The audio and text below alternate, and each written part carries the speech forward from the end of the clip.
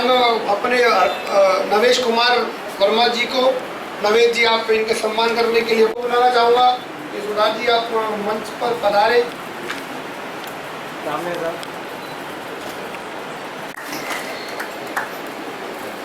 और प्रकाश नाथ शास्त्री जी के लिए मैं बुलाना चाहूँगा भावेश शास्त्री जी का महंत मकरध्वज बालाजी धाम ब्यावर। आप पधारे हैं सर, बहुत बहुत धन्यवाद। उदयपुर में राष्ट्रीय लेवल का ज्योतिष सम्मेलन हो रहा है, जिसमें भाग लेने के लिए पंडित मुकेश शास्त्री जी, जो कि हाल में जयपुर में विराजत हैं और प्रतापगढ़ के मूल रूप से रहने वाले हैं। इनके दादाजी राजज्योतिषी थे, राजजोशी श्री मदन लाल जी, और इनके पिताजी जगन्नाथ जी प्रसाद जी हैं, जो भी काफ़ी फेमस रहे हैं प्रतापगढ़ में और राजज्योतिष रहे हैं। मुकेश शास्त्री जी एस्ट्रोलॉजर होने के साथ साथ बगलामुखी माता जी के उपासक भी हैं और इनका स्थान जयपुर में है। आज हम इनसे जानना चाहेंगे कि किस प्रकार से ज्योतिष की जो विद्या है वो विवाहों को लेकर इफ़ेक्टिव है, जिसमें विवाह मिलान जो होता है वो किस प्रकार से प्रभावी होता है। शास्त्री जी बताएं कृपया। या देवी सर्वभूतेषु मां शक्ति रूपेण संस्थिता नमस्तस्यै नमस्तस्यै नमस्तस्यै नमो नमः। जय हो माँ बगलामुखी की। आप सभी दर्शकों का हार्दिक अभिनंदन। ज्योतिष अर्थात ईश्वर की दृष्टि। ज्योतिष शास्त्र एक ऐसा विषय है जिसके द्वारा हम हमारे भूत, वर्तमान और भविष्य की सटीक जानकारी प्राप्त कर सकते हैं। यदि विद्वान ज्ञाता हो तो निश्चित तौर पर सटीक जानकारी प्राप्त कर सकते हैं।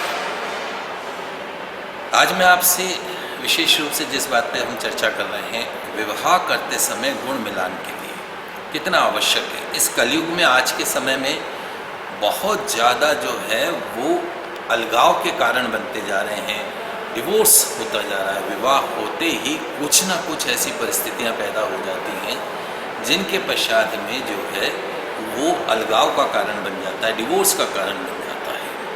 आप सभी जो पाठक हैं, दर्शक हैं, उन सभी से मैं निवेदन करना चाहूँगा, यदि वे माता पिता हैं, अपने पुत्र या पुत्री का विवाह कर रहे हैं तो विवाह करने से पहले गुण मिलान अवश्य कीजिएगा। गुण मिलान का अर्थ ये नहीं है कि हम कंप्यूटर पे बैठे 36 में से 30 गुण मिल गए, हमने कहा विवाह हो गया। नहीं, आपको किसी योग्य आचार्य के निर्देशन में कुंडली का विश्लेषण करवाना है। 36 में से 30 गुण मिल गए, लेकिन 3 चीज़ें विशेष तौर पे देखनी है। क्या क्या देखना है?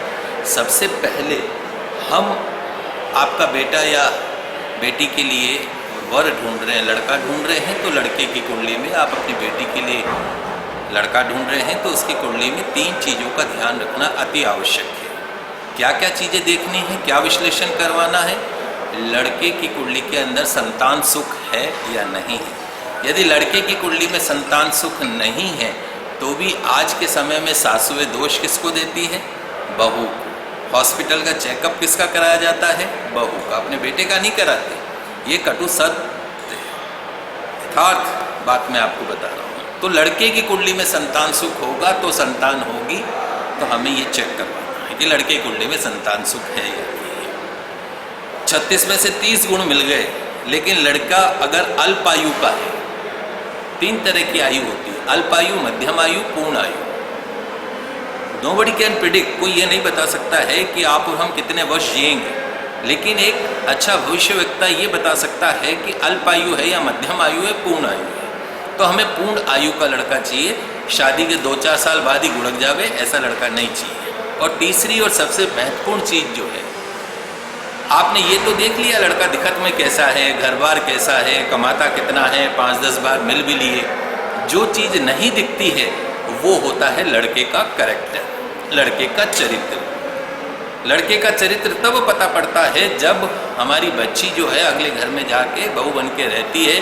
साल 6 महीने में लड़के का चरित्र पता पड़ता है। एक विवाहित स्त्री जीवन में किसी भी मोड़ पे नहीं टूटती है। हर बुरी कंडीशन के अंदर पति के साथ खड़ी रहती। वो उस दिन टूट जाती जब उसे पता पड़े कि उसके पति के और औरतों से संबंध हैं।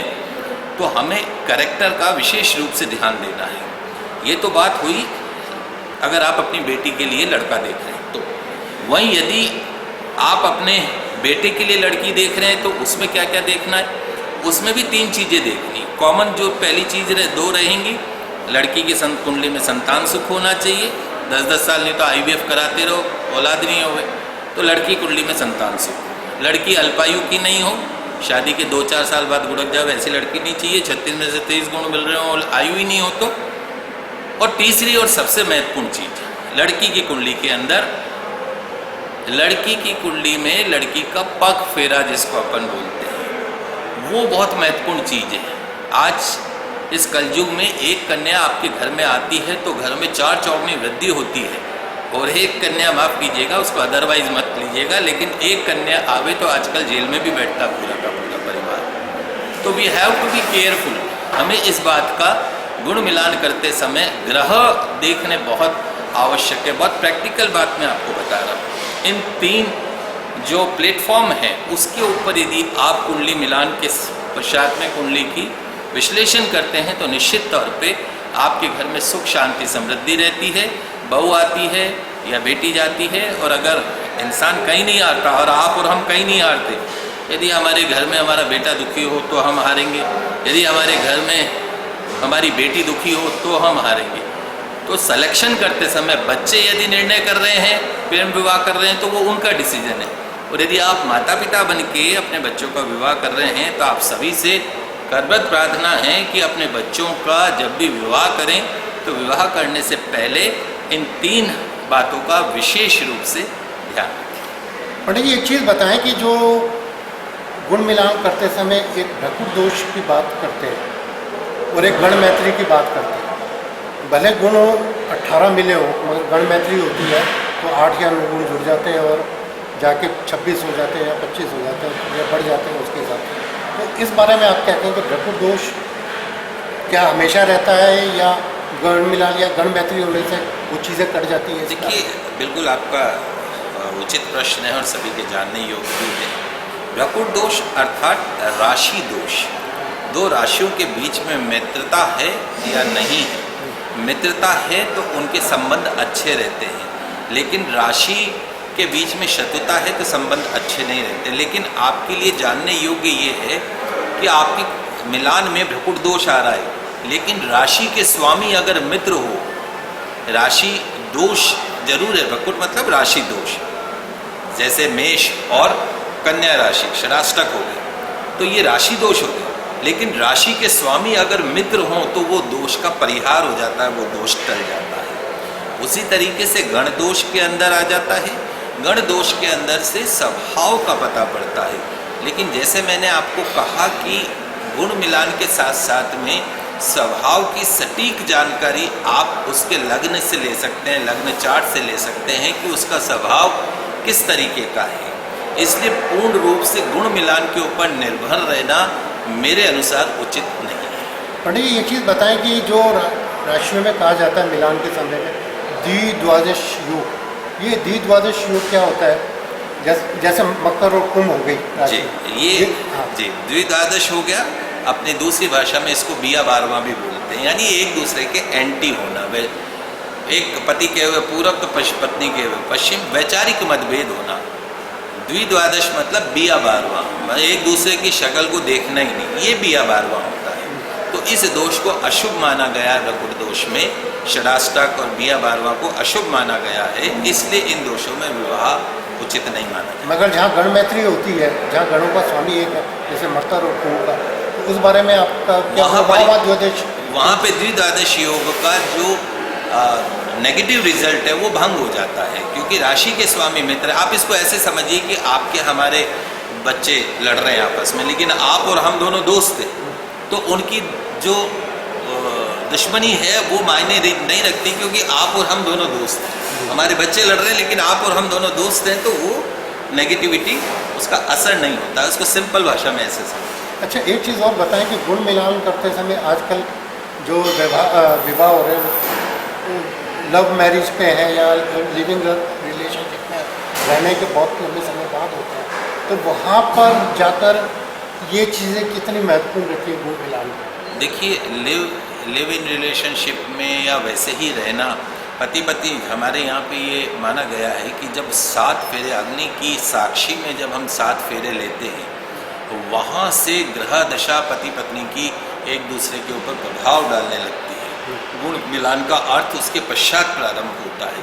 उससे पहले तो आप दोस्त बन के रहें, आप लिव इन रिलेशनशिप में रहें, एक दूसरे के ग्रहों का प्रभाव आपके ऊपर उतना नहीं पड़ता है, तो वहाँ ग्रह मैत्री नहीं है। लेकिन आज के समय में ग्रह मैत्री सिर्फ विवाह पक्ष में ही नहीं देखा जाता है। ग्रह मैत्री, अगर आप कोई पार्टनरशिप का बिजनेस कर रहे हैं, आपके पार्टनर के साथ आपके ग्रह मैत्री है कि नहीं है, वहाँ देखी जाती है। आप कोई अच्छे दोस्त, आप किसी के ऊपर ट्रस्ट करना चाहते हैं कि क्या मैं इसमें ट्रस्ट कर सकता हूँ, तो वहाँ ग्रह मैत्री देखी जाती है। नेम कॉम्बिनेशन होता है, आपको कुछ राशियाँ आपको सूट करती हैं, कुछ राशियाँ आपको सूट नहीं करती है। तो जो भ्रकुट दोष का जो कंसेप्ट है वो ग्रह मैत्री जिसको हम बोलते हैं, वो हर जीवन के हर रिश्ते के ऊपर वो लागू है। सर एक चीज़ बताएं कि जो आज की दुनिया में जो नया ट्रेंड आ रहा है, ज्योतिष को लेकर विवाह करते समय बहुत ज़्यादा लोग इम्पैक्ट नहीं देखते हैं। शादी पे लाखों रुपए खर्च करते हैं, मगर जो मेन क्रिया है उसमें पंडित जी के ऊपर बहुत कम समय देते हैं, बहुत कम खर्च करते हैं या करना नहीं चाहते हैं, उसको बहुत जल्दी निपटाना चाहते हैं। उसको लेकर जी बिल्कुल, इसी समस्या को देख के हमने हमारा एक शो बनाया 7 फेरे 7 वचन।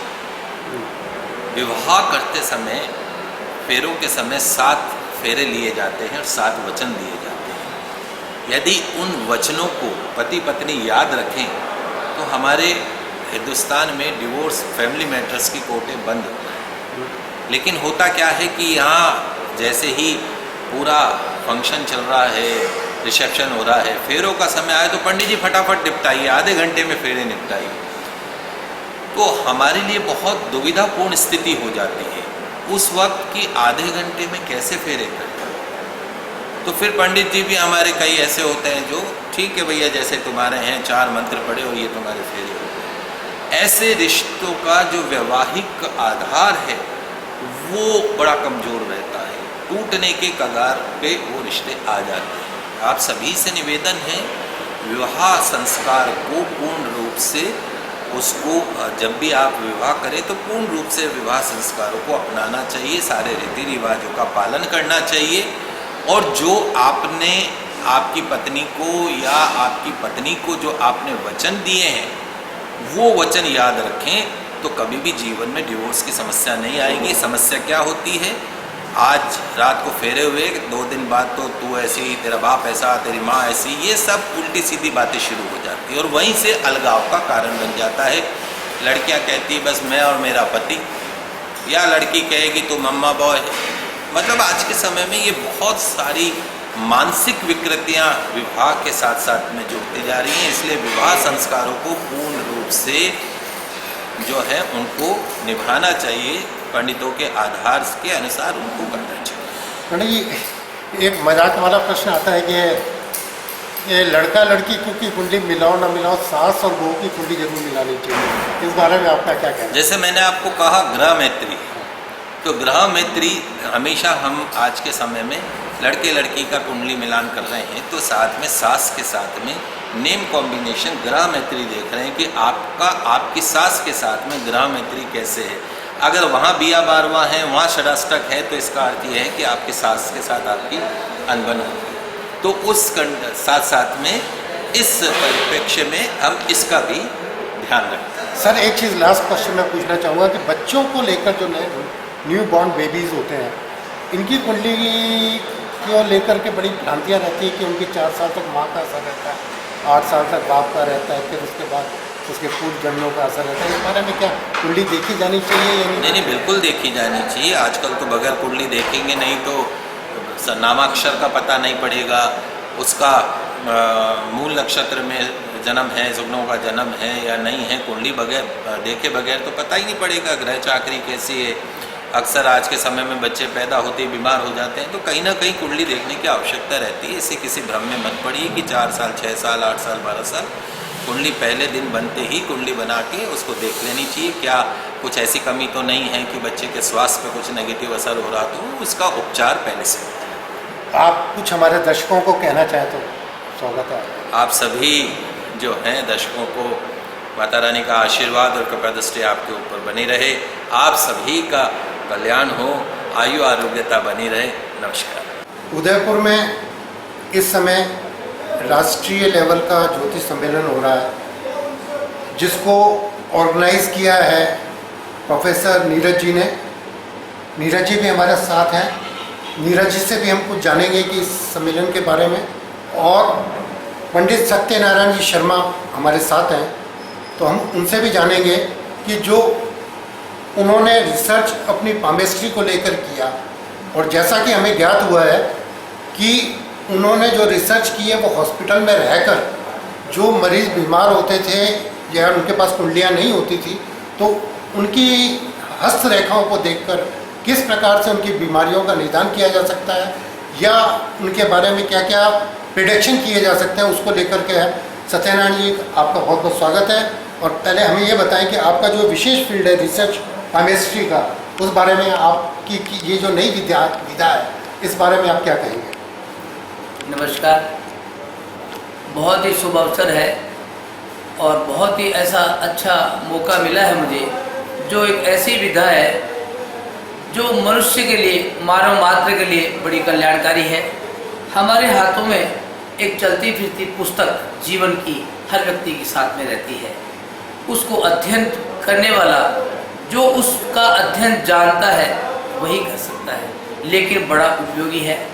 जन्मपत्री से कुछ भी देखा जाए, सब चीज़ें देखी जाती हैं, मगर उसमें टाइम का और स्थान का और कुछ अक्षांश का और कुछ किसी तिथि बार का फर्क होने से कुछ अंतर हो सकता है, लेकिन हाथ तो हमेशा ही साथ में रहता है।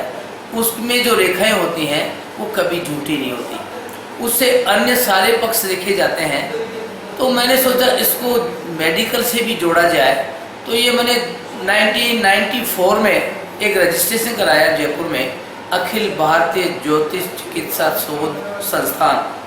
मेरे मन में एक जिज्ञासा थी कि हस्तरेखा और ज्योतिष को बीमारियों से जोड़ के मानव कल्याण के लिए उपयोग में लिया जाए।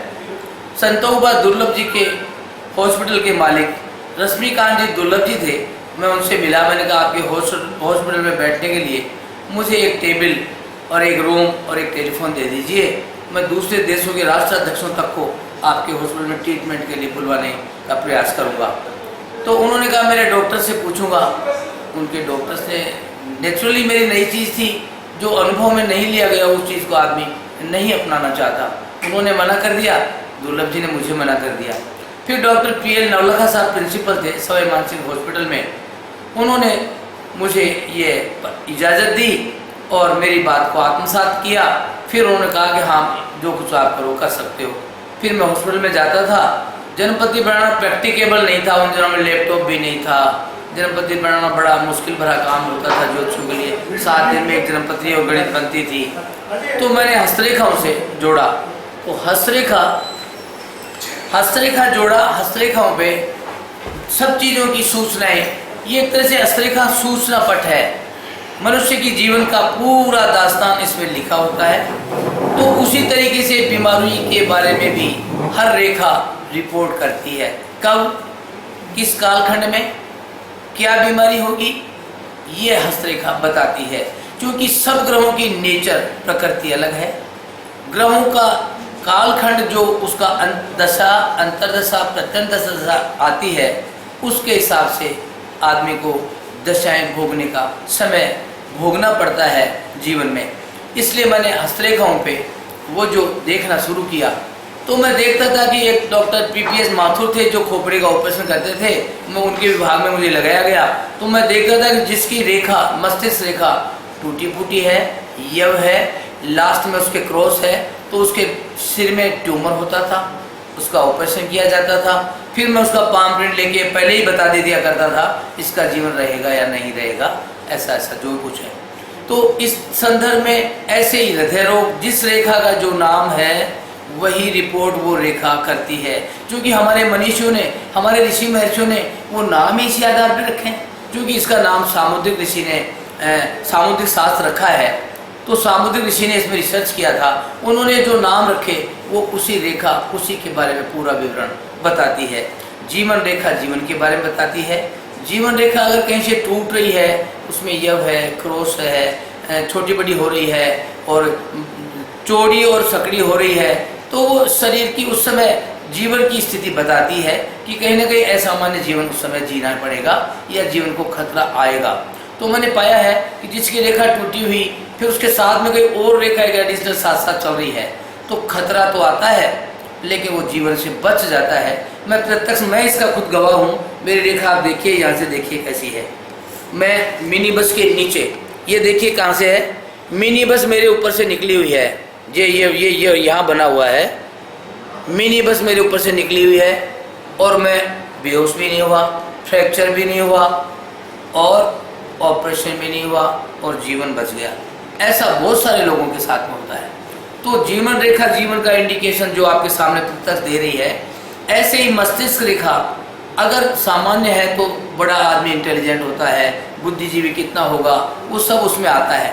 लेकिन यही मस्तिष्क रेखा, चूँकि भावना, बुद्धि, ये सारी मस्तिष्क रेखा के अंदर में कंट्रोल होती है।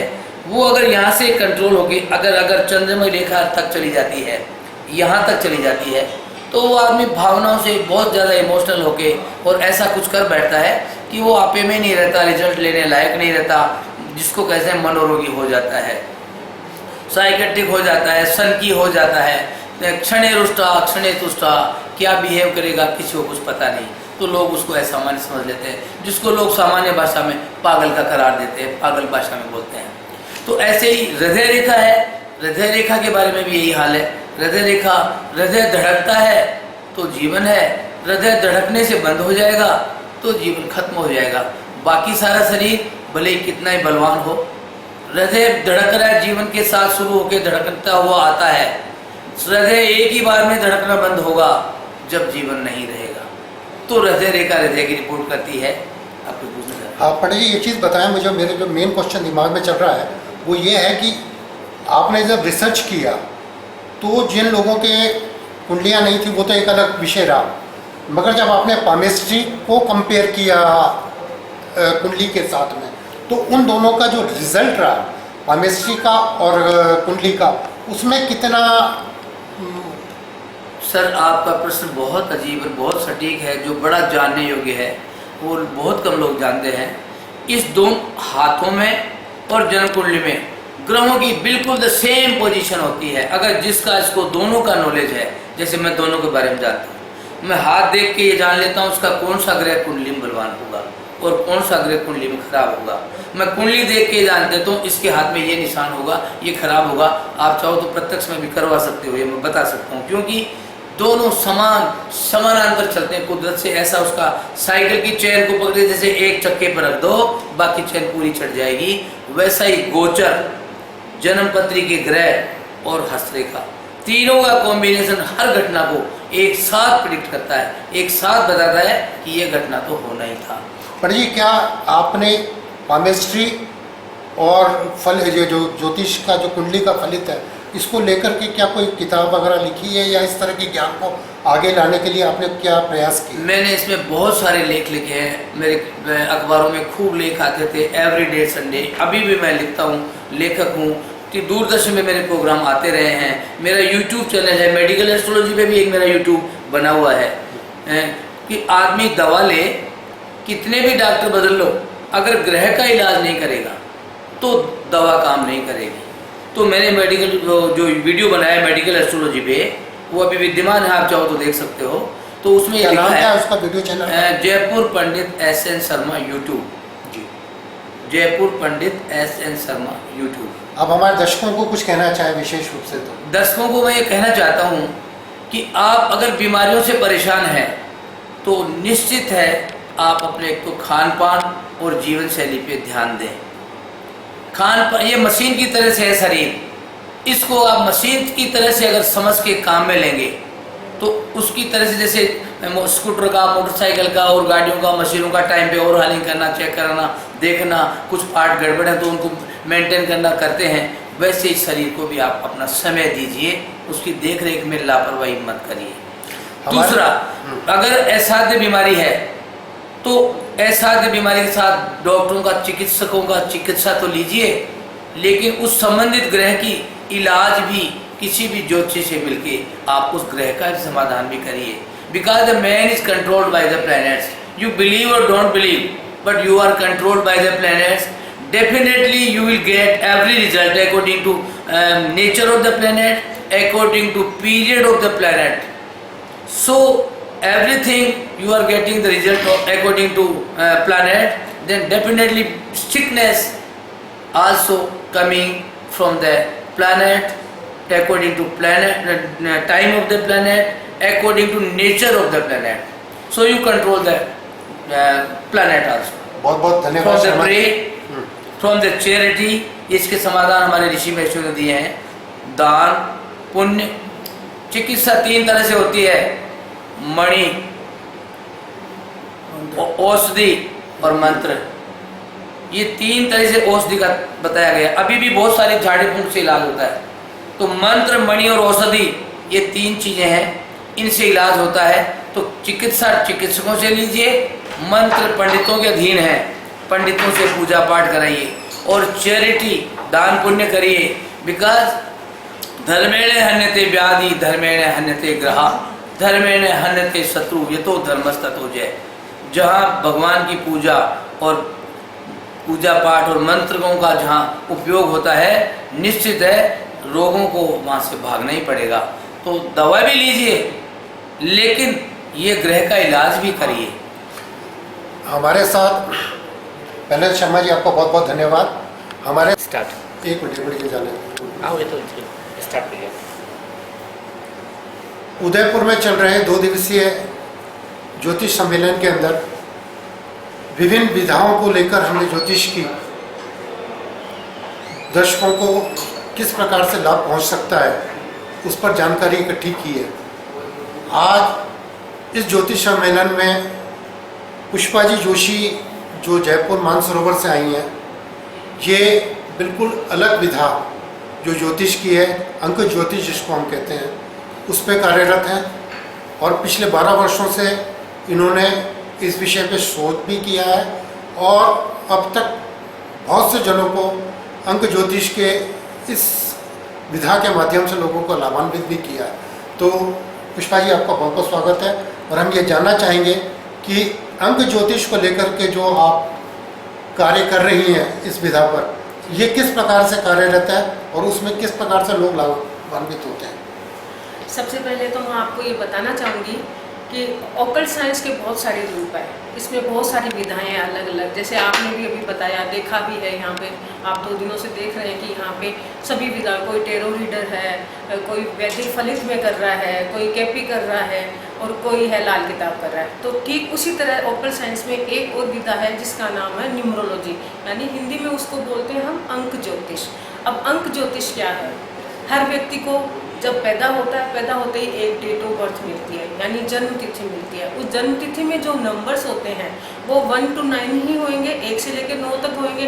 तो ये 1 से 9 तक के जो नंबर होते हैं, इनको एक एक ग्रह डिनोट किया गया है और उन ग्रहों को ही देखकर हम जन्म तिथि के माध्यम से जातक को ये बताते हैं कि उसकी लाइफ में या उसकी जो जन्म तिथि है उसमें क्या तो उसकी स्ट्रेंथ है, यानी शक्ति क्या है, और वीकनेस क्या क्या है, तो वो जन्म तिथि के आधार पर बताया जाता है। अब जन्म तिथि में क्या होता है? जन्म तिथि में एक होता है दिन जिस दिन आप बोर्न होते हैं, एक होता है महीना जिस मंथ में आप पैदा हुए हो, और दूसरा वर्ष जिस वर्ष में आप पैदा हुए हो। तो इन्हीं नंबरों के आधार पे हम गणना करते हैं और उनको बताते हैं कि उनको अपनी लाइफ में, अगर उनको मान लो जैसे ट्रैक पूछना हो कि लाइफ में उनको क्या करना है, किस तरह से वो आगे बढ़ सकते हैं, वो हम जन्म अंकों के द्वारा बता सकते हैं। शादी उनकी कब होनी है, देर से होएगी कि जल्दी होएगी, शादी का सुख कितना है, कब उनको बच्चा होएगा, उनको अपनी लाइफ से रिलेटेड जो भी चीज़ें पूछनी होती है वो हम अंक ज्योतिष के माध्यम से सरलता से बता सकते हैं। पुष्पा जी, अंक तो सिर्फ 9 है, 1 से लेकर 9, और 9 ही ग्रह हुए, जबकि कुंडली में 12 ग्रह माने गए। प्लूटो भी है, यूरेनस भी है और नेपच्यून भी है, और 7 अरब की आबादी है। सिर्फ 9 ग्रहों के आधार पर 7 अरब की आबादी को आप किस प्रकार से वेरीफाई करती हैं या उनके जो फ्यूचर को डिसाइड करती हैं? ये जो 1 से लेकर 9 तक जो नंबर होते हैं उनको सबको 9 ग्रह दिए गए हैं। जैसे 1 नंबर जो है वो सूर्य का आ जाता है, 2 को हम चंद्रमा मानते हैं, 3 को है वो गुरु का दिया गया है, 4 को है वो राहु है, 5 का नंबर जो है वो बुध का नंबर माना जाता है, 6 का नंबर वो शुक्र का, तो 7 को हम केतु मानते हैं, 8 को हम लोग ने शनि का नाम दिया हुआ है और 9 नंबर जो है वो मंगल का है। इसके अलावा जब आपने बात की कि उसके अलावा भी उन्होंने, जैसे आपने यूरेनस के बारे में बात की और सब के बारे में बात की, तो हमारे यहाँ कुछ कार्मिक नंबर भी माने गए हैं, वो भी इसके अंदर बहुत अपना रोल अदा करते हैं। दूसरा हमारे यहाँ भाग्यांक होता है, जब डेट ऑफ बर्थ पूरी हम जोड़ते हैं उसके बाद जो नंबर निकल के आता है वो व्यक्ति का जैसे करियर बताता है, पाथ बताता है, तो वो भी अपने आप एक बड़ा रोल अदा करता है। तो भाग्यांक कैसे निकालती हैं आप उसके अंदर से? भाग्यांक निकालने के लिए सबसे सरल तरीका मैं यहाँ पे उदयपुर निवासियों को बताना चाहूँगी कि जैसे हमारी जन्म तिथि जो होती है उसमें 3 मुख्य रूप से एलिमेंट होते हैं। एक तो जिस दिन आप बोर्न हुए हो वो, तो जिस दिन बोर्न हुए हो उसको अगर सिंगल डिजिट तक आप निकालते हो वो तो होता है मूलांक।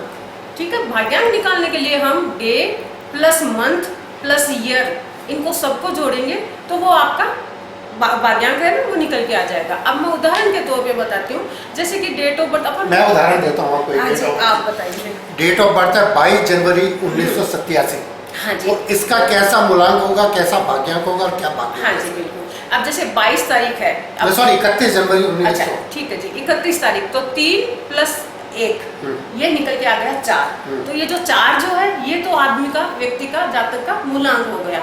उसके बाद में अब आप 4 तो ये हो गए, फिर मंथ कौन सा हुआ उसको प्लस कर दीजिए। जनवरी तो प्लस 4 प्लस 1 5 अगेन प्लस करिए 1987 है ना। हाँ तो 7 इसका ले लीजिए, 25 आती है इसके टोटल जी, है ना। हाँ तो अब ये हो गया आपका, दैट इज 3 निकल के आता है ना। यानी मूलांक तो आपका हो गया 4 और भाग्यांक जो है वो निकल के आ गया 3। अब जो ऐसे व्यक्ति जो होते हैं ना, ये टेक्निकल फील्ड में बहुत अच्छा करते हैं, और जो 3 का नंबर होता है वो नॉलेज से जोड़ता है, जुपिटर से। जैसे ये लोग या तो पत्रकारिता में बहुत अच्छा काम कर रहे हैं, लेखन में बड़ा अच्छा काम करते हैं, साथ ही ये लोग आर्टिस्ट बड़े अच्छे होते हैं, अच्छा। वक्ता बड़े अच्छे होते हैं, क्योंकि 4 नंबर जो होता है ना, तार्किक लॉजिक के साथ बात करने वाले लोग भी होते हैं। तो इस तरह से हम मूलांक, भाग्यांक, और उसके बाद में हमारा तीसरा रोल जो मुख्य इंपॉर्टेंट जो होता है वो चार्ट भी आता है। तो हम ये जितने भी ग्रह हैं उनका एक हमारा लोशो ग्रिड होता है, वो उसके अंदर हम ये जो 3x3 का एक चार्ट बनाया होता है उसके अंदर सारे ग्रह होते हैं जो कि आपकी डेट ऑफ बर्थ में विद्यमान होते हैं, वो हम उनको उनके स्थान पे रख के और फिर उसको निकाल के हम देते हैं उसके जैसे एक मैं उदाहरण लेता हूँ, डेट ऑफ बर्थ 22 दिसंबर 1987। तो इसका मूलांक हो गया 4। हाँ जी। और भाग्यांक क्या बनेगा? फिर आप 22 को जोड़ गया, फिर दिसंबर को भी जोड़ लीजिए और फिर उनका ईयर भी जोड़ लीजिए। सिंगल डिजिट तक काउंट करते जाइए जब तक कि सिंगल डिजिट नहीं निकल के आता है। अच्छा। हाँ, अब 22 जो है, अब होने को ये भी 4 निकल के आया है, 31 भी 4 है, लेकिन 22 का आपको थोड़ा सा अलग से उनको देखने में मिलेगा, क्योंकि 22 नंबर जो है वो न्यूमरोलॉजी के अकॉर्डिंग मास्टर अंक माना जाता है। दैट मीन्स कि ये जिस घर में पैदा होगा, अगर रंक के घर में भी पैदा हुआ है तो वो व्यक्ति राजा बनेगा। 22 नंबर जो है, 22 ये मास्टर अंक है। नंबर 1 डबल 1 जो है 11 नंबर और 22 नंबर है, ये हमारे मतलब न्यूमरोलॉजी में मास्टर अंक माने जाते हैं। अच्छा। तो ये बच्चा जब रंक के घर में भी पैदा होगा तो राजा जरूर बनेगा। तो जैसे ये 1987 का 25 होता है। हाँ जी, हाँ। और 22 का 4 हुआ, 22 का 4 और 12 का 3 हुआ। हाँ हाँ। तो अब 7 14 5 आ गया, तो अपने 4 और 5 का कॉम्बिनेशन हो गया। हाँ ठीक है। हाँ 4 और 5 का कॉम्बिनेशन, दैट इज गुड। 4 5 का कैसे हुआ? 4 3 7 और 25। अच्छा 7 7 14 और 5 19। हाँ 4 1 का कॉम्बिनेशन हो गया, ये भी अपने आप में अच्छा है। 1 जो है ये राजा का नंबर होता है। दैट मीन्स कि ये हमेशा हायर प्रोजेक्ट को ही देखेंगे, हमेशा अपर साइड में बैठेंगे, हाई पोस्ट पे बैठने के लिए पैदा हुए हैं ये व्यक्ति हमेशा के लिए, क्योंकि 1 जो नंबर है वो राजा है, भाग्यांक का है, एक दिन ऊंची पोस्ट पे जरूर बैठते हैं। अच्छा, तो ग्रेड इनका अच्छा होता ही है। तो अंक ज्योतिष के साथ साथ क्या आप कोई इनका जो निदान करती हैं तो क्या वो बताती हैं कि इस तरह की चीज़ पहने, इस हाँ तरह जी। का क्या? इसमें क्या होता है, जैसे हमारी न्यूमरोलॉजी में बहुत छोटे छोटे उपाय होते हैं, कोई ज़्यादा बड़े उपाय नहीं होते हैं। हम सबसे पहले देखते हैं कि इसकी स्ट्रेंथ क्या है डेट ऑफ बर्थ में, और वीकनेस क्या है। अब स्ट्रेंथ और वीकनेस से मतलब क्या है, जो ग्रह आपको मिल गए हैं वो आपकी स्ट्रेंथ हो गई, और जो मिसिंग नंबर है और वो बड़े इंपॉर्टेंट हो सकते हैं आपके लिए, तो उसकी फिर हम रेमेडी करवाते हैं। अच्छा, मिसिंग नंबर की टेस्ट कैसे निकालते हैं उसके अंदर से आप इसके अंदर? अब उसका भी है ना, हमारा दोषो चार्ट होता है वो। Okay. हाँ, इसके ऊपर वैसे मतलब इतना सरलता से बताना तो संभव नहीं है, फिर भी मैं बताती हूँ। 9 वो जो मैंने बताया 3x3 का एक चार्ट होता है, उसके अंदर जो डेट ऑफ बर्थ में विद्यमान नंबर है वो रखे जाते हैं। अब जैसे मिसिंग नंबर में अगर मान लो किसी के पास 5 का नंबर मिसिंग है, जो कि बड़ा इंपॉर्टेंट रोल अदा करता है। 5 का नंबर जो होता है वो बैलेंसिंग का नंबर होता है, व्यक्ति को संतुलन बनाना सिखाता है। अगर वो नंबर मिसिंग है तो उसको लाइफ में हो सकता है सक्सेस मिल सकती है, क्योंकि हो सकता है मूलांक भाग्यांक उसका बड़ा अच्छा होगा, लेकिन काफ़ी हार्ड वर्क के बाद में मिलती है। तो अगर 5 का नंबर उसको मिल जाता है या उसकी सपोर्ट मिल जाती है, तो वो उसका गाड़ी है वो ट्रैक पे आ जाती है इजीली। तो आप हमारे दर्शकों को अंक ज्योतिष के बारे में क्या बताना चाहेंगे, उस पर आप फोकस कीजिए। मैं अंक ज्योतिष के बारे में ये बताना चाहूँगी कि ये एक बड़ी महत्वपूर्ण विधा है ऑकल्ट साइंस में, और आप भी को बड़ी सरलता से मतलब सीखने में भी सरल है, और इसका जो भविष्य फल है या भी जो भी आप इसके बारे में जानना चाहते हैं वो बड़ी सटीकता से आप उसको निकाल सकते हैं और देख सकते हैं। अभी आज के सिनेरियो में अगर अपन देखते हैं, जैसे बहुत सारे बच्चे हैं या बहुत सारे लोग हैं, उनको समझ में नहीं आता कि उनका ट्रैक क्या हो सकता है, वो किस पथ पे जाइए, कौन सा रास्ता चुने, कौन सी लाइन चुने कि उनको लाइफ में सक्सेस मिले। वो आपको अंक ज्योतिष के द्वारा बड़ा इजीली समझ में आ सकता है। बहुत सारे पेरेंट्स परेशान रहते हैं कि बच्चों की शादी नहीं हो रही है या शादी हो रही है तो टूट रही है, तो वहाँ पे भी आप अंक ज्योतिष के माध्यम से ये पता लगा सकते हो कि इसकी शादी कब होनी है, या किस योग्य उसके साथ में आप उनकी शादी करें, वर या वधू के साथ में, कि उनकी शादी का सुख उनको मिले, उनकी मैरिड लाइफ है वो ब्लिसफुल रहे। ये सारी चीज़ें आप अंक ज्योतिष के थ्रू। आपका टाइम क्या रहता है मिलने का लोगों से, किस समय में आ रहे हैं? मेरा समय रहता है 11:30 से लेके दोपहर को 11:30, सुबह 11:30 से लेके और शाम को 5 साढ़े 5 बजे तक। मानसरोवर में आप? मानसरोवर में मेरा ऑफिस है, और मैं सिखाती भी हूँ, न्यूमरोलॉजी की क्लासेस भी लेती हूँ। ये क्लासें आप कब से ले रही हैं? मैं क्लासेस ले रही हूँ 2012 से। 2012 से, काफ़ी लंबा समय हो गया। हाँ जी, बिल्कुल। हम चाहेंगे कि आप हमारे दर्शकों पे पूरा अपना जो अंक ज्योतिष का ज्ञान है उसका लाभ पहुँचाएँ, और बहुत बहुत धन्यवाद हमसे बात करने के लिए। Thank you. आज उदयपुर में हो रहे ज्योतिष सम्मेलन में डॉक्टर महेंद्र नाथ मुंदुरा, जो पहले ऐसे ज्योतिष हैं जो नेपाल से इस राष्ट्रीय सम्मेलन में आए हैं। भारतीय राष्ट्रीय सम्मेलन है ज्योतिष का, मगर अंतर्राष्ट्रीय स्तर पर रिप्रेजेंट करते हुए मुंदुरा जी हमारे साथ हैं, और ये पिरामिडल वास्तु के ऊपर इन्होंने अपना काम किया हुआ है, और रेमेडियल वास्तु क्या होता है उसके बारे में ये काम कर रहे हैं। तो हम इनसे जानने की कोशिश करेंगे कि नेपाल जैसे, हालांकि हिंदू राष्ट्र कहलाता है नेपाल, वहाँ पर वो किस तरह से इस चीज़ को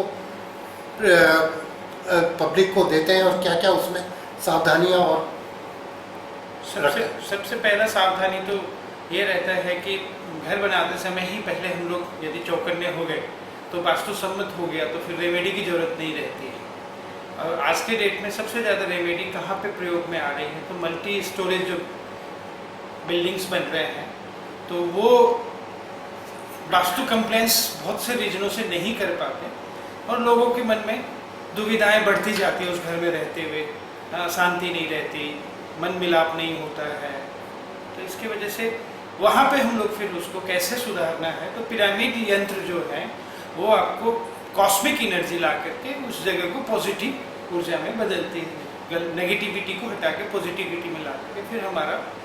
पर ये हम ऐसे नहीं बोलेंगे कि 100% रिजल्ट भी आता हो, 80% रिजल्ट तो हमने भी, क्यों हमने अपने घर से ही स्टार्ट किया पहले इसको, और हमें मिला उसके बाद में 80% रिजल्ट तो एकदम है इसके, और बहुत सुंदर कार्य है। बिना तोड़े फोड़े भी हम इसको पिरामिड यंत्र को उपयोग में ला करके हम इसको आगे घर का। आप कितने समय से पिरामिड जो वास्तु है इस पे काम कर रहे हैं, और क्या? आज हमें 14 साल हो गए इसमें।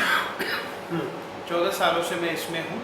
मेरा स्टार्ट पुणे से हुआ, पुणे भारत से। मैं वहाँ पे मेरे बच्चे भतीजे को लेके पढ़ाई के लिए बैठा था, तो फिर अपने घर में प्रॉब्लम थी, सॉर्ट आउट नहीं हो रही थी। सडन एक ऐसा समय आया कि एक श्रीनिवासन जी बोल करके जो नहीं है इस दुनिया में, हाँ, वो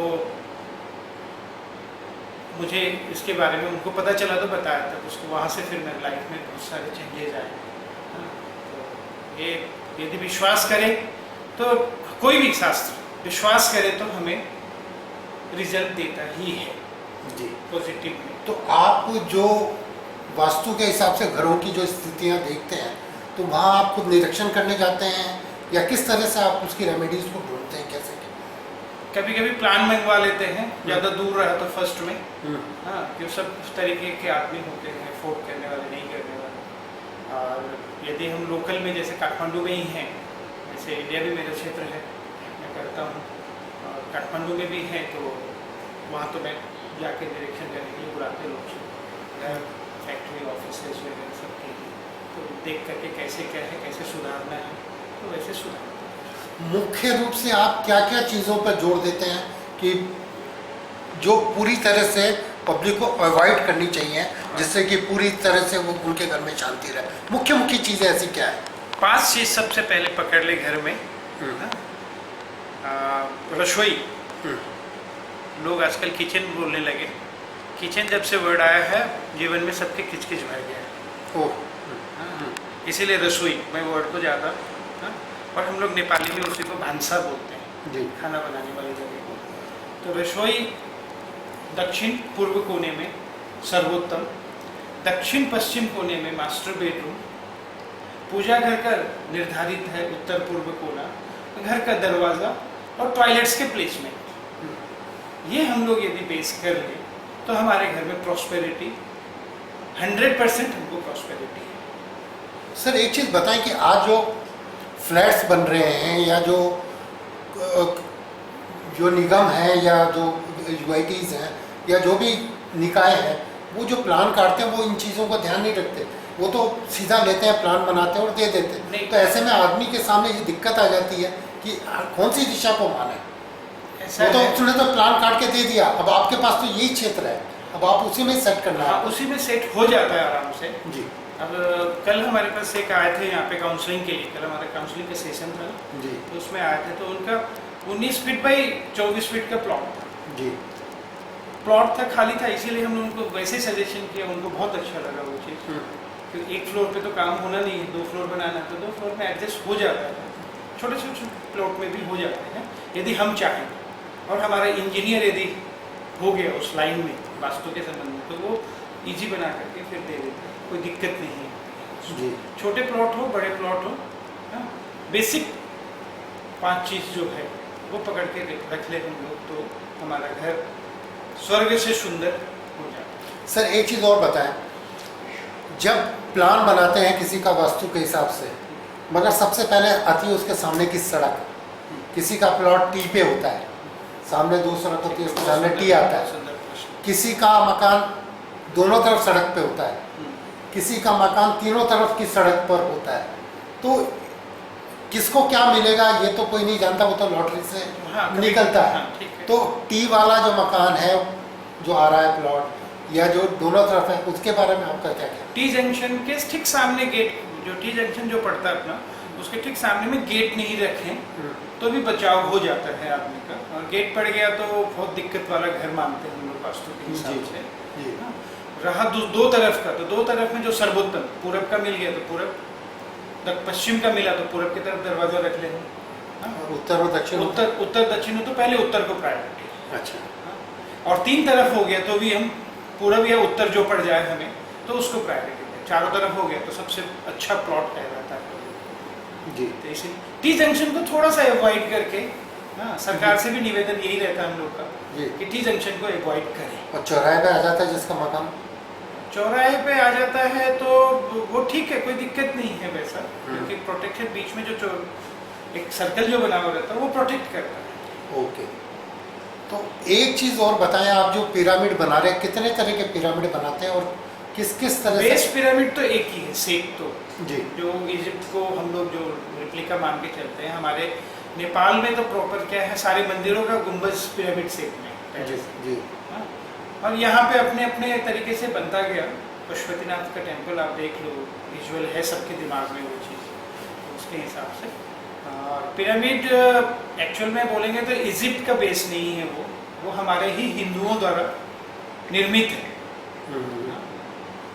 बाद में फिर समय के परिकाल के हिसाब से जो आक्रांताओं ने जो हमें देखा उस हिसाब से वो दब गया हमारा। वो अभी एक्चुअल में मैं जाके आया तो that's the tourist place for them, उनके लिए खाली टूरिस्ट प्लेस है, उनको कोई मतलब नहीं है।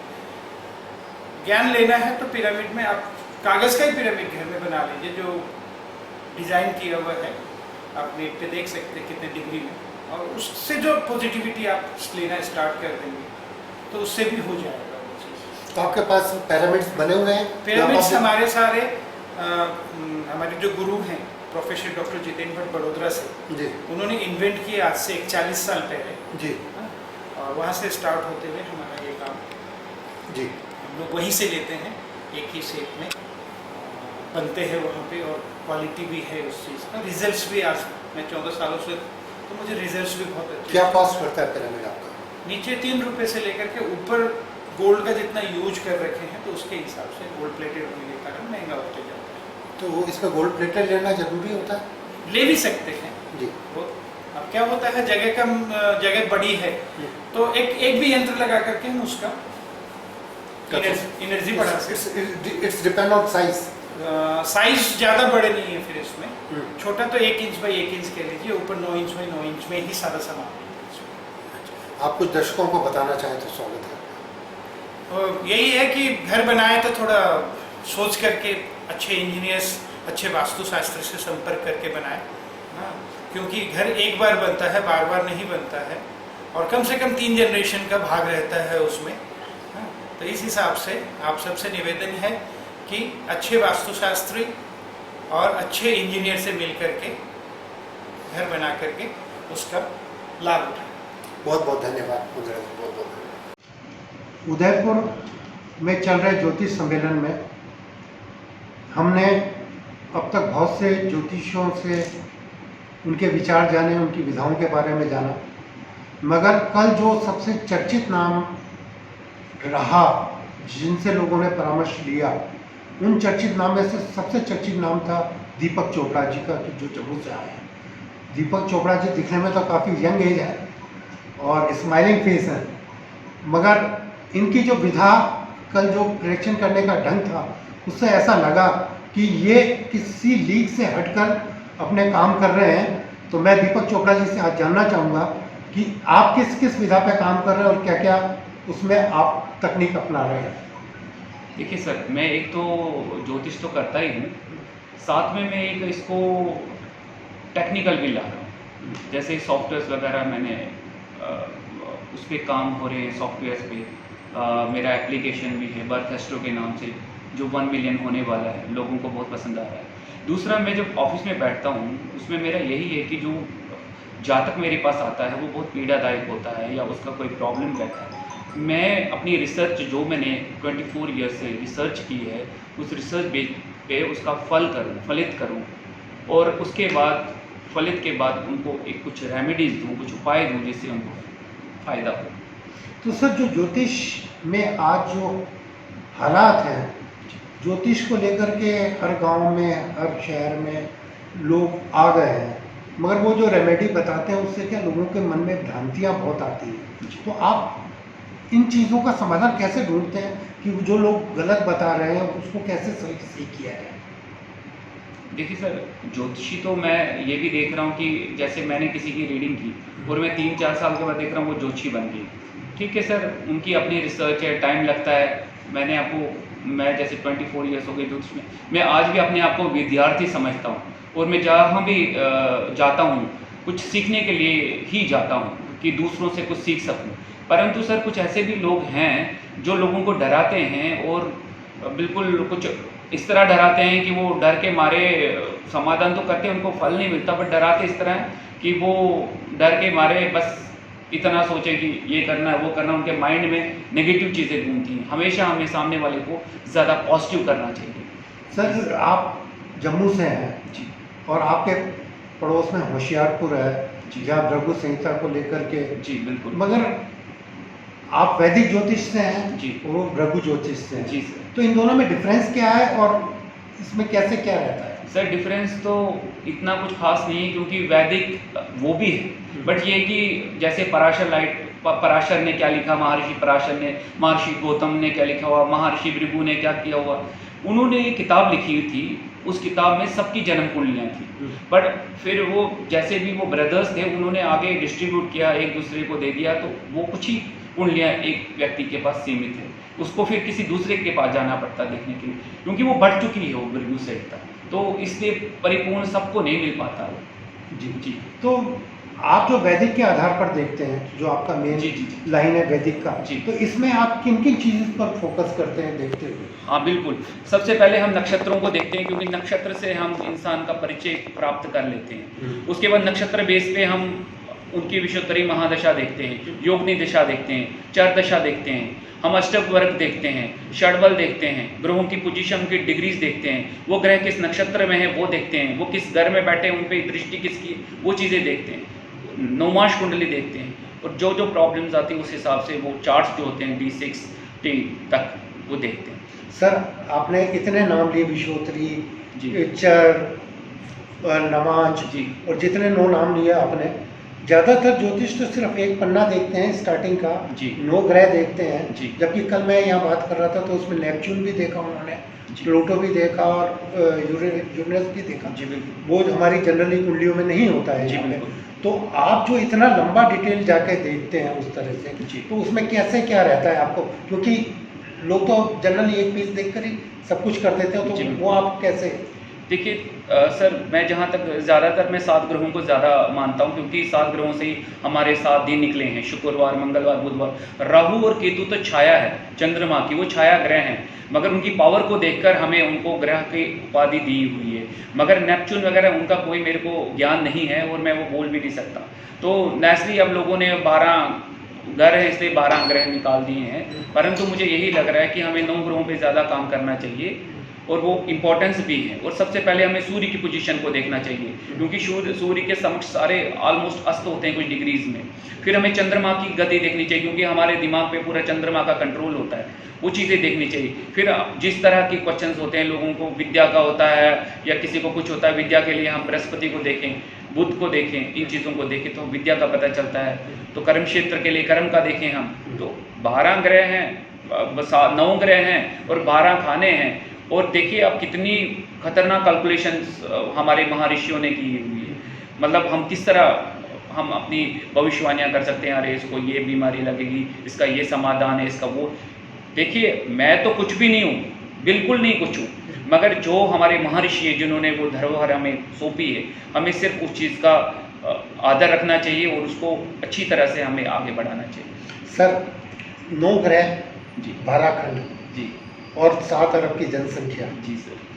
तो जो फलित है जी उसकी कैलकुलेशन को लेकर कभी मन में नहीं आता कि सर ये कंफ्यूज करेगी, एक ही समय पे 2 आदमी पैदा होते हैं, एक अलग भाग्य लेता है, एक अलग भाग्य लेता है? सर ज्योतिष सिर्फ पढ़ने से ज्योतिष नहीं बनता, ऊपर वाले का आशीर्वाद भी होना चाहिए। That's right. मैं आपको एक चीज़ बता दूं, ऐसे ऐसे ज्योतिषी पैदा हुए हैं जो आप देखेंगे इतने बड़े ज्योतिषी नहीं रहे हैं, मगर वो जो भविष्यवाणी करते थे वो बिल्कुल टू द पॉइंट जाती थी, और वो सिर्फ देखते थे और सीधे बता देते थे, क्योंकि उनको ईश्वर की रोशनी है। ज्योतिष तब तक नहीं आ सकता, चाहे आप PhD करो, कितने बूढ़े हो जाओ ज्योतिष करते करते, जब तक ऊपर वाले का आशीर्वाद नहीं होगा। तो विदाउट उसके आशीर्वाद के इंसान आगे नहीं जा सकता, यही सत्य है। सर आप किसकी साधना करते हैं जो आपको ये आशीर्वाद मिला होता है?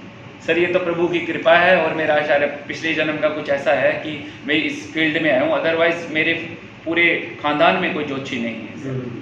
वो यार खत्री फैमिली से, बट मेरा कर्म, मेरे लगन का बृहस्पति मुझे एक ज्योतिषी बनाता है, एक ब्राह्मण जैसा कार्य करवाता है। तो ये तो ईश्वर की मर्जी है, इसमें मेरी मर्जी नहीं चली सर, तो उसने मुझे इसी लाइन में आगे बढ़ाया। अब हमारे दर्शकों को कुछ कहना चाहें तो आप?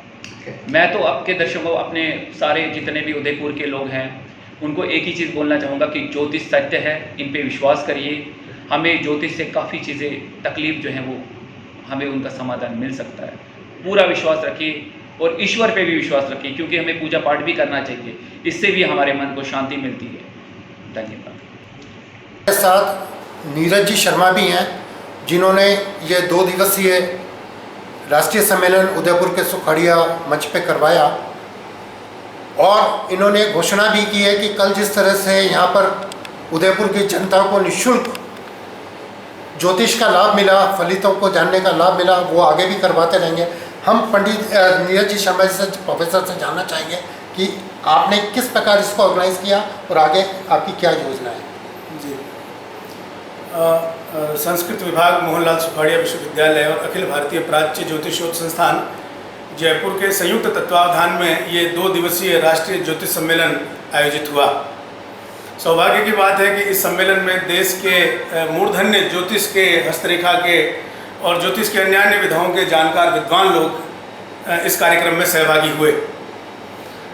सहभागी विद्वानों ने अपने अर्जित ज्ञान और अनुभव से परस्पर एक दूसरे को लाभान्वित किया और साथ ही उदयपुर की आम जनता को भी उन्होंने अपने ज्ञान से लाभान्वित किया। जैसा कि हम कल देख रहे थे, उत्साहपूर्वक लोगों ने इसमें सहभागिता की और लगभग 1,500-2 हज़ार लोग कल सायंकाल अपने जन्मपत्री और हस्तरेखा के माध्यम से उन्होंने निदान और समाधान अपने प्राप्त 9 बजे तक लोग खड़े रहे। जी, ज्योतिष भारतीय ज्ञान परंपरा का एक बहुत महत्वपूर्ण अनुशासन है और ये एक ऐसा अनुशासन है अध्ययन का जो प्रत्यक्ष सूर्य, चंद्र और ग्रह नक्षत्रों के द्वारा संचालित है।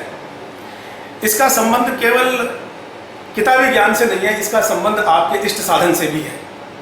ये आपकी साधना के साथ जुड़ता है, क्योंकि ये कुंडलिनी और कुंडली दोनों का समन्वय करने वाला शास्त्र है। इसका उद्देश्य वह जीव ब्रह्म का तदाकार आनंद है। आनंद और ऐश्वर्य ही इसका मूल प्रयोजन है। बाकी जितनी सारी चीज़ें हैं, ग्रह नक्षत्रों की सापेक्षिक स्थिति, जिस तरह से आदरणीय शर्मा साहब ने बताया कि हस्तरेखा के द्वारा इस तरह से समाधान करना, जीवन की अनुकूलताओं और प्रतिकूलताओं में जीवन को गतिमान बनाए रखने के लिए, सकारात्मकता के लिए इस प्रकार का साधन होना बहुत जरूरी था। और हमारे पूर्वज ऋषियों ने हमको ये ज्ञान की एक अनमोल विरासत और अनमोल थाती सौंपी है। इस उत्तराधिकार को हमें भावी पीढ़ियों को सौंपना है। इसलिए अकादमिक जगत में भी हमको इस प्रकार के आयोजन निरंतर करने हैं, ये हमारा उत्तरदायित्व है। कार्यक्रम बहुत ही अच्छा रहा और हम आशा करते हैं कि भविष्य में भी हम इस तरह के आयोजन करेंगे। और संस्कृत विभाग, मोहनलाल सुखाड़िया विश्वविद्यालय के तत्वावधान में हम लोग ये जो निःशुल्क परामर्श की जो परंपरा है, इसे भी निरंतर आगे जारी रखेंगे। नीरज जी एक बात बताएं कि ये जो राष्ट्रीय सम्मेलन आपने कराया, उसमें एक नेपाल से भी रिप्रेजेंटेटिव आए थे, मुंद्रा जी। तो कुल कितने ज्योतिष यहाँ पर अभी इस समय उपलब्ध हुए? लगभग 170 पंजीयन इस कार्यक्रम के लिए हुए थे और 150 के लगभग स्थानीय और बाहर से यहाँ पर ज्योतिष के विद्वान एकत्रित हुए।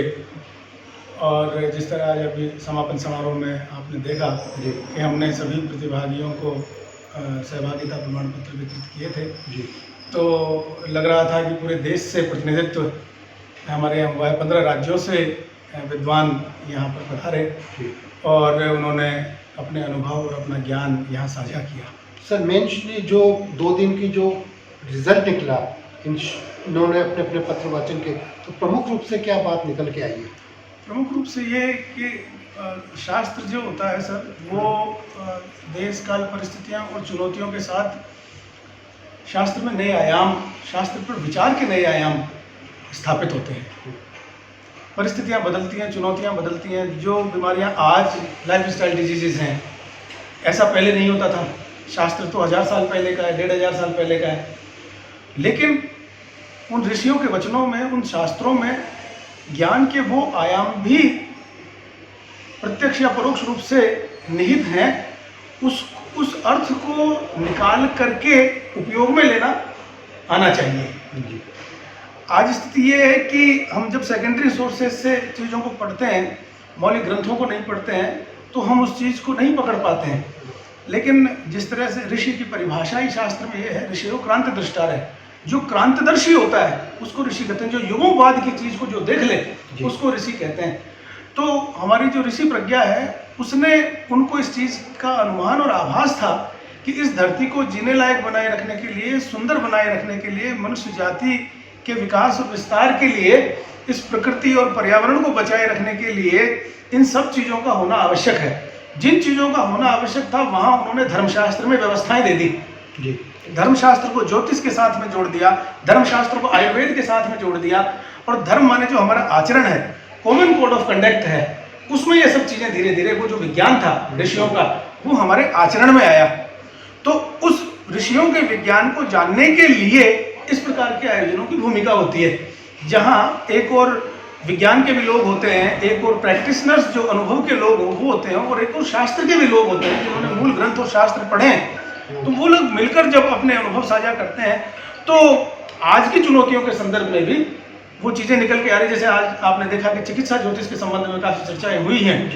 तो एक मत से सबका ये मानना था कि जिस तरह से देश में डायबिटीज़ की वैश्विक राजधानी बनती जा रही है, लाइफ स्टाइल डिजीज जिस तरह से आ रहे हैं, हम लोग जिस तरह से गैजेट्स और डिवाइसेस के ऊपर आश्रित हो गए हैं, शारीरिक निष्क्रियता जिस तरह से बढ़ती जा रही है, मानसिक अवसाद के मामले ज़्यादा होते जा रहे हैं, तो इन बदली हुई चुनौतियों के लिए जो हमारे शास्त्र की उपयोगिता है, जो इसके कल्याणकारी पक्ष हैं, जो मनुष्य को सत्कर्म के लिए, कर्म के लिए प्रेरणा देते हैं, उनको उभार कर लाने की आवश्यकता है।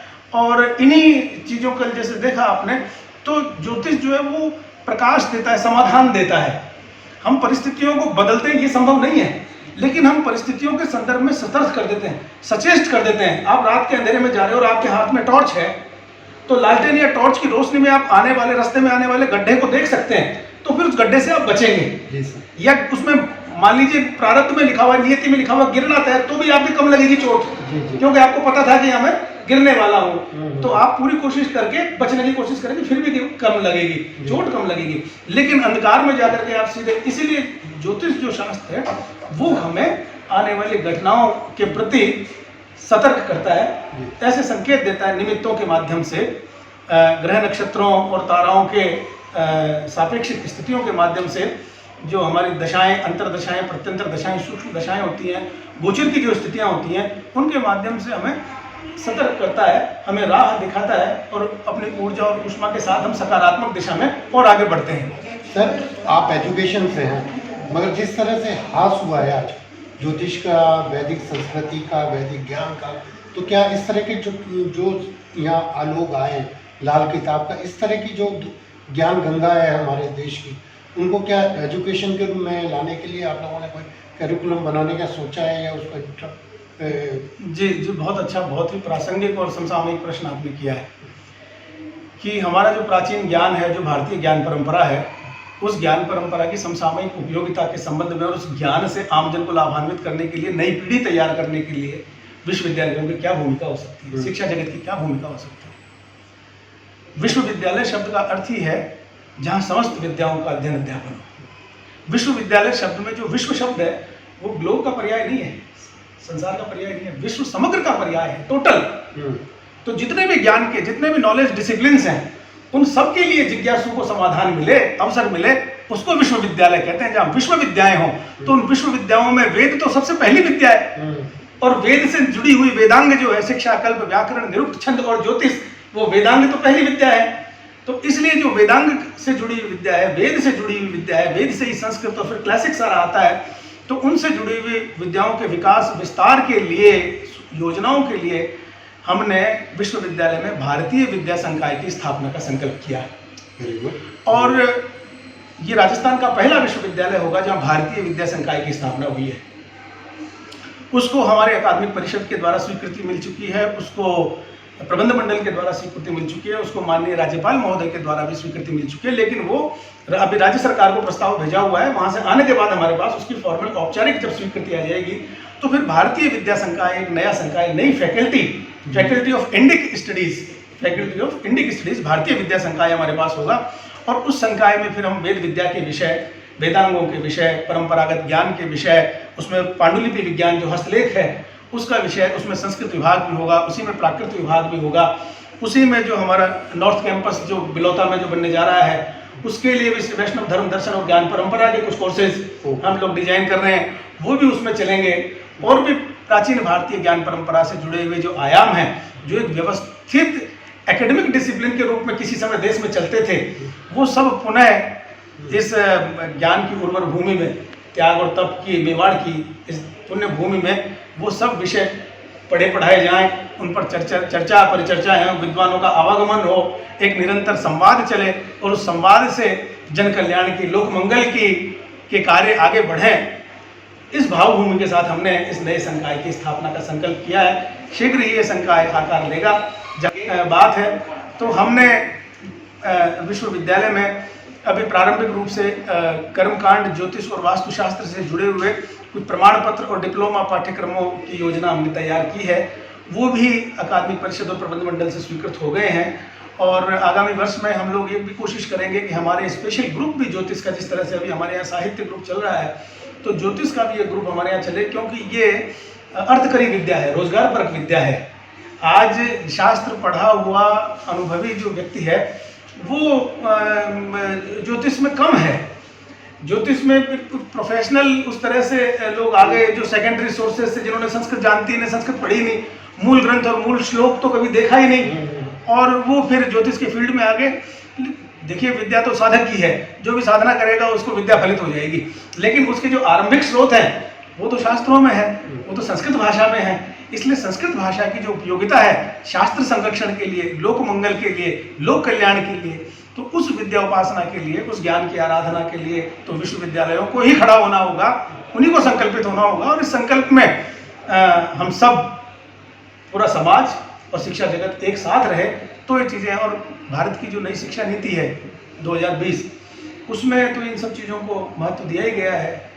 तो इसलिए हम लोग निकट भविष्य में इस प्रकार के कोर्सेज भी लेकर के आएंगे, जिनमें न केवल आम लोग, विद्यार्थी उसमें पंजीकृत होंगे, अभी तो आम लोगों के लिए भी, कोई सेवानिवृत्त व्यक्ति है लेकिन ज्योतिष में रुचि हो, ज्योतिष पढ़ना चाहे, संस्कृत पढ़ना चाहे, श्रीमद् भगवत गीता पढ़ना चाहे, वाल्मीकि रामायण पढ़ना चाहे, महाभारत पढ़ना चाहे, तो ये जो ज्ञान की परंपरा है, क्योंकि जीवन को समग्र बनाने के लिए तो शारीरिक रूप से, मानसिक रूप से, बौद्धिक रूप से, आध्यात्मिक रूप से सबल होना होगा। तो जो भी व्यक्तित्व में कमी रह गई उसकी पूर्ति तो विद्या ही करेगी। तो उस विद्या की उपासना के लिए, मान लीजिए जीवन के किसी समय आपको अवसर नहीं मिला, लेकिन आज यदि आपको अवसर मिल गया पढ़ने का, तो यदि आप जिज्ञासा रखते हैं तो विश्वविद्यालय आपका स्वागत करे। विश्वविद्यालय आपको अवसर उपलब्ध कराए कि आप गीता पढ़ना चाहते हैं, आइए, हम आपको भगवत गीता आत्मसात कराते हैं। आप रामायण पढ़ना चाहते हैं, आइए। आप उपनिषद पढ़ना चाहते हैं, आइए। आप ज्योतिष पढ़ना चाहते हैं, आइए। तो समस्त जिज्ञासुओं का, ज्ञान पिपासुओं का स्वागत करने का धर्म है विश्वविद्यालय का, और शिक्षकों का कर्तव्य है कि वो प्रत्येक ज्ञान पिपासु की जिज्ञासा और शंका का समाधान करें। बहुत बहुत धन्यवाद नीरज जी, आपको इस सफल आयोजन के लिए, जो आपने 2 दिवसीय राष्ट्रीय ज्योतिष सम्मेलन किया है यहाँ पे, और आप आगे भी आप करते रहें। और जो आपने उदयपुर की जनता को फ्री में जो फलित और ये जानकारी देने का भविष्य में, इसमें भी हम लोगों ने किया। इसमें भी देखिए, शास्त्र तो हमारे पास सही है, तो जिस तरह से लोगों की जिज्ञासा है, और तो कल हमने देखा कि बहुत से लोग जो हैं वो आए और उनके समाधान भी नहीं हो पाए, क्योंकि वो भीड़ बहुत ज़्यादा थी।